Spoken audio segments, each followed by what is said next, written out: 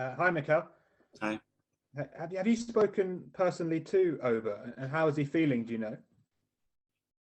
Well, as I said, the contact that we had from the national team and what we are trying to find out right now, it's about his health, and this is the only priority that we are looking to do. But you don't know how he's feeling in himself. Well, he's feeling good because he traveled and he's in London, but obviously we want to make sure that his health is in the best possible way. Does that mean he's going to be seeing some specialists as well as the club doctor as well? Yes. Yeah. Okay, great. And just on going back to Pablo and Kola leaving, Kolasinac, I think he's the fourth contract that's been terminated by mutual consent in the last year. It's obviously quite a drastic measure. Why do you think the club has so frequently had to do that in the last 12 months or so?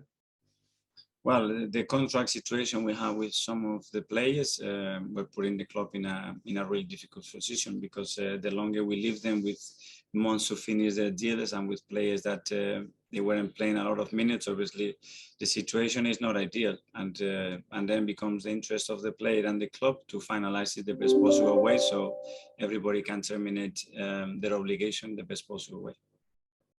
Is it fair to say that that approach isn't the most ideal or sustainable way of getting players off the books? I mean, ideally you'd sell these guys. Well, 100%. We don't want to allow our players to terminate a contract in the last year when they are not playing. 100%. And what we are trying to build and the squad that we are trying to assemble is going to be looking completely different, hopefully. I'm not talking about any postponements or those issues, but with those two leaving on loan and with Ainsley and Flo also going, is the squad quite thin now? I remember this time last year we were talking about having 30 players in the squad. Now it's much closer to 20. Is it getting towards the slightly too small territory, if anything? Well, at the moment, and with the players that we have in the AFCON and the injuries and COVID cases that we had, it's extremely thin. But that's why we have a plan as well to try to bring players in and try to get the players that we want with the right qualities and improve the squad in the best possible way every single window, because we have a lot to catch up, a lot of things to do, as you can see contractually with many of the players still, and we are carrying that away, and that's not resolved in one window, that's for sure. And just lastly, has there been any progress on incomings? Lots of names obviously circulating. Do you expect anything soon to be happening? Well, Edu and the team are working extremely hard to try to get the players that we want, and we are on it, but we have no news to give you. Thank you. Cheers. Thank you. Finally come to Matt. Thank you, Mark. Hello, Mikel. Hi. Hi. Could you help us illustrate this point about Sunday's game? What kind of a team do you think you would have put out at Spurs if they'd made you play? The players that we had, but we didn't have enough players to assemble a squad, and this is why we didn't play. How many do you think you had? Would you have had 11? Maybe not even that. And what's it? Paint the picture of training this week. Then have you had? How many people have been available? We've been struggling all week with numbers, and that's a fact. But it's where we are. But hopefully for tomorrow we can bring some people back. Not in the best condition because they haven't trained for a long time, but with a team that hopefully can take us into the final.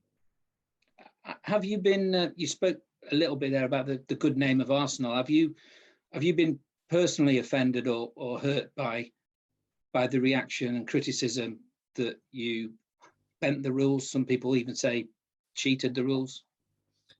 Not one bit, because I know why we've done it. I know how we've done it, and we're very clear from the beginning that we wanted to play the game. So when somebody is lying, you don't really get offended. Who do you think is lying? Well, whoever is calling something that we are not or trying to do something, that's a lie. Because we have all the evidence that you have to provide, all the evidence individually, all the reports, all the MRIs, all the COVID cases that you have to put it in the table, you have to explain it. They will ask more questions, you have to go again and do it. and we've done all the right things. And were you surprised that Tottenham chose to speak out when they started? They started this. To be fair, that's nothing to do with me. No, or the fact that they called off their game against Rennes sort of set the precedent for what has happened since. I know there are some rules to play a football match, and when you cannot fulfill those rules, those numbers, and the game is off. It's as simple as that.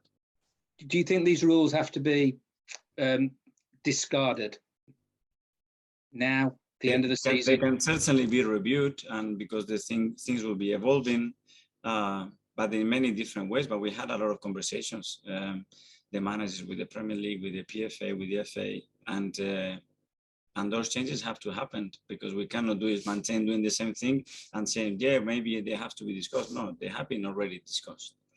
So it's time to change them if everybody agrees that is the best way to do it. What would you do? Clarity from the beginning. And the decision that we take is a collective objective, not an individual objective. When it comes to individual objectives, then it becomes really tricky.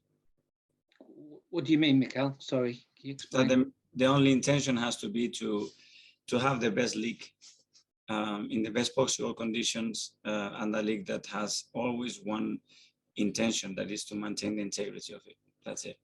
When you say clarity, do you mean on whether people are missing for COVID, or do you think if they are missing, then everyone should? Clarity. You need certain players to play a football match, and you don't have it, whether it is COVID, whether it is they are sick, whether it is because they are away. If you have these three possibilities, the game is off, the game is off. If it's only for COVID, then we play a different game with different rules. That's it. Very simple. Okay. And when we are testing, we are testing. And when we are testing, are we testing every day? Are we testing every day, twice a day on PCR or lateral flows? What we are trying to achieve, because if not, we can MRI our players every day, the whole body, and then I'm telling you, no player is going to play football. It's guaranteed. So just bring clarity. What do we expect? What do we want to play 38 games? Well, in which context? In this context, it's impossible. We're not going to achieve it.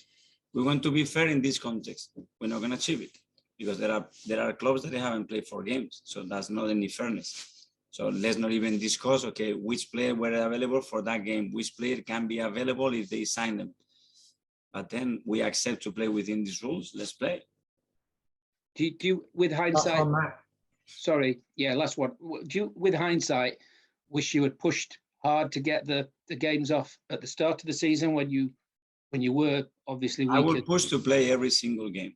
If we're all doing the same thing, try to do it and find out what is the best strategy to play everybody, all the games in the best possible condition, bearing in mind that the health of the players is the most important thing. That's it. Thank you, Mikel.